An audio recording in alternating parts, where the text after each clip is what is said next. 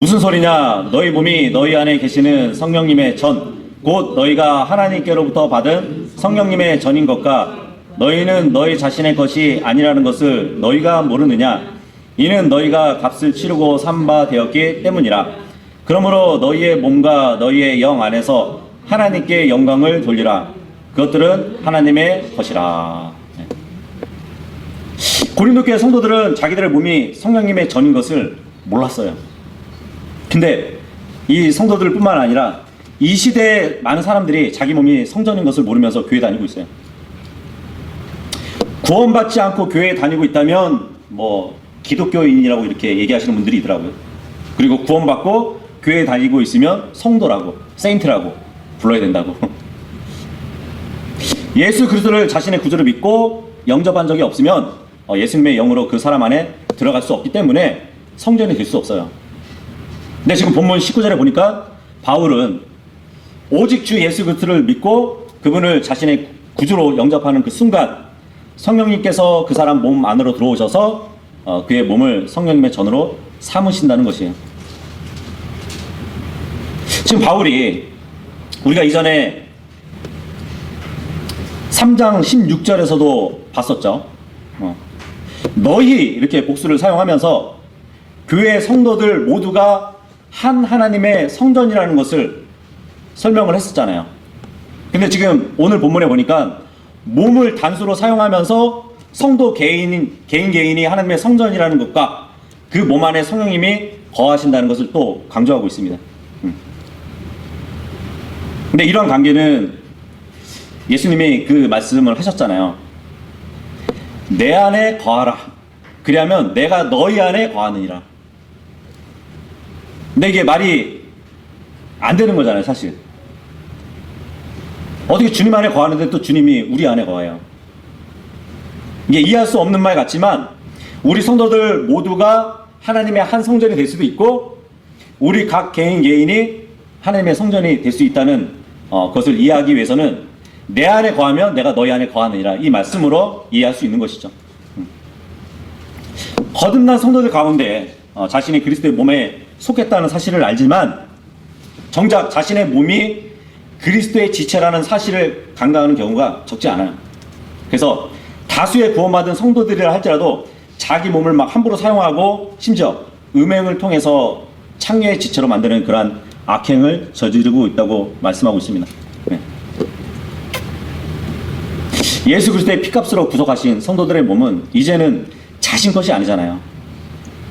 그 소유권은 예수 그리스도 그분께 옮겨졌거든요. 비록 한때는 우리는 마귀의 종이었지만 이제는 예수 그리스도의 종이 되었잖아요.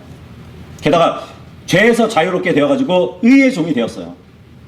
그러니까 하나님의 것인 우리의 몸을 죄를 짓는 그곳에 사용하면 안 된다는 것이죠.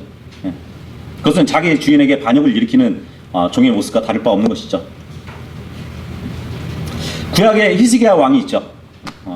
이 히스기야 왕이 왕으로 딱 즉위가 됐을 때 가장 먼저 했던 일이 뭔지 아세요? 성전을 깨끗하게 하는 일이었어요. 네. 역대기 하 29장 1절에서 11절 보면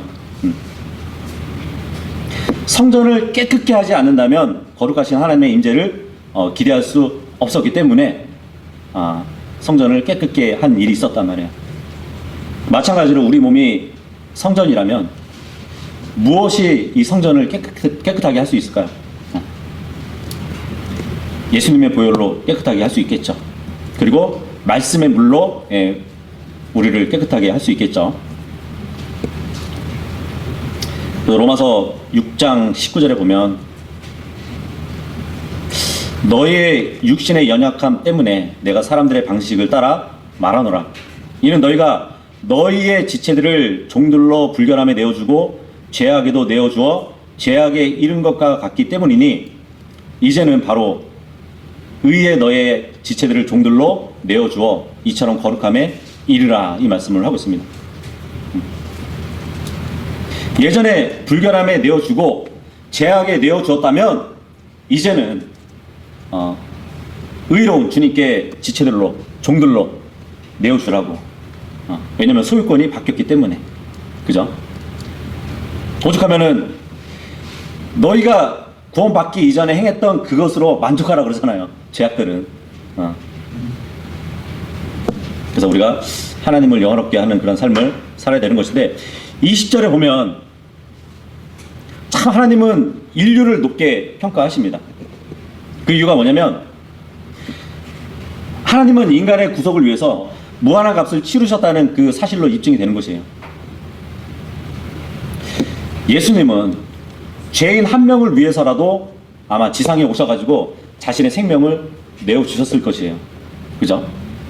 이렇게 하나님의 이만큼의 값을 치르셨기 때문에 구속받은 죄인들은 정말 하나님만을 위해서 살고 그분의 모든 명령들을 순종하고 또 모든 형태의 음란을 피해야 할 의무를 가져야 할 것이에요. 그 민법에 보면 민법 제 211조에 보면은 소유권에 관한 규정을 볼 수 있거든요. 그 소유권에 관한 규정을 어떻게 명시를 하고 있냐면, 소유자는 법률의 범위 내에서 그 소유물을 사용하고 수익, 처분할 권리가 있다. 이렇게 명시하고 있어요.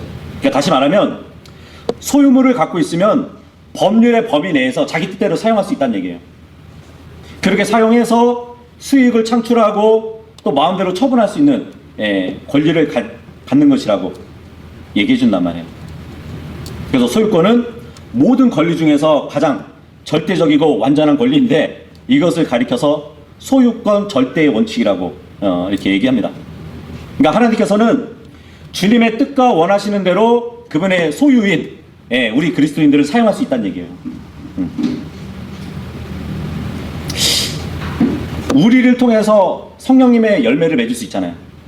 우리의 열매가 아니에요. 우리의 열매가 아니라 하나님은 우리를 통해서 자신의 열매를 맺을 수 있다는 얘기예요. 왜냐하면 그 열매는 모두 하나님의 것이기 때문이에요. 우리가 생산한 물건, 우리가 벌어들인 돈도 있을 것이고 우리의 지위도 있고 우리의 명예도 있잖아요. 심지어 우리가 자녀들까지 있잖아요. 근데 그것조차도 하나님의 수익이에요.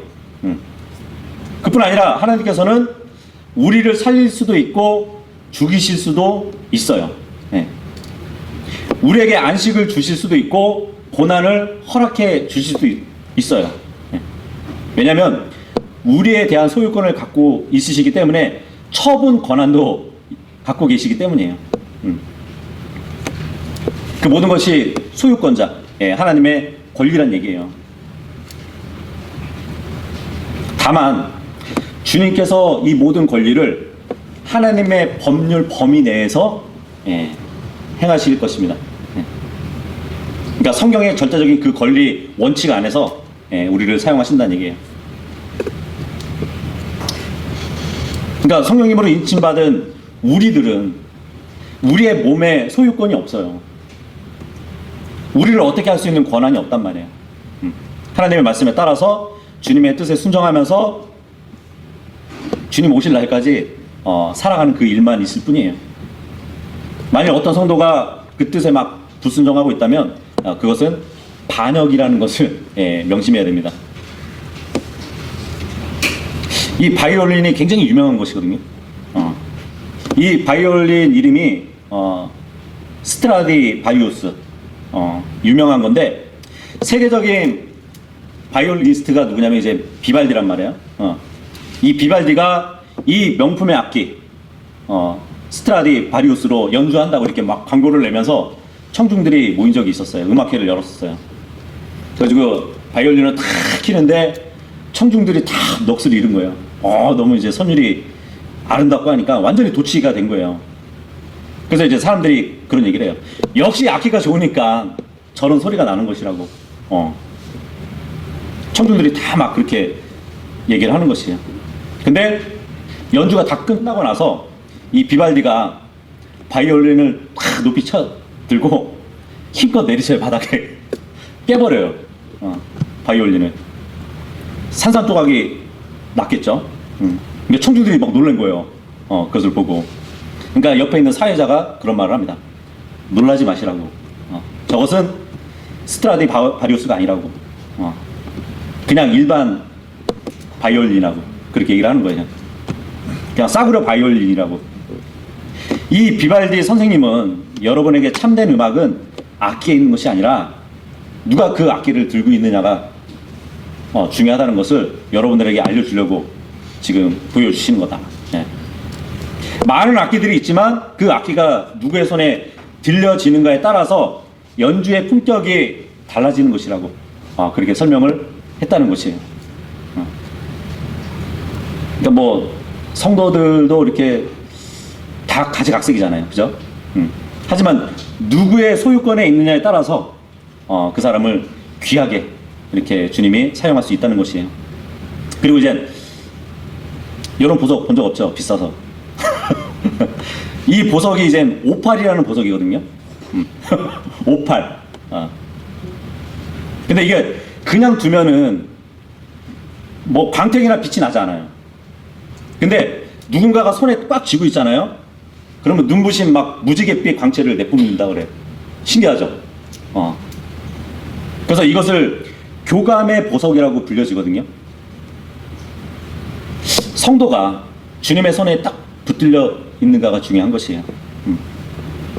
우리는 볼품없는 돌들이지만 주님께 내어 드려져 가지고 주님께서 역사하시게 되면 이 볼품없는 육신도 주님의 영광을 노래하는데 큰 도구로 쓰임받을 수 있는 것이에요. 그러니까 헌신하지 않으면 아무런 영적 광채가 나지 않지만 자신을 주님의 손에 꼭 쥐어지도록 내어드린다면 비로소 주님의 영광의 광채를 바라는 영적 보석이 될 수 있다는 것이에요. 그래서 주님께 자신을 내어드리기를 주저하지 말고 기꺼이 드려질 수 있는 모두가 될 수 있기를 바라겠습니다. 그래서 헌신이라는 것은 성도로서 이 세상에서 할 수 있는 가장 가치 있는 인생의 설계라고 우리가 알아야 되는 것이에요. 그래서 어제까지는 주님을 위해서 내가 이만큼 드려졌다면 앞으로는 더 나를 주님께 드려져서 주님의 영광의 광채를 발산하는 모두가 될 수 있기를 바라겠습니다.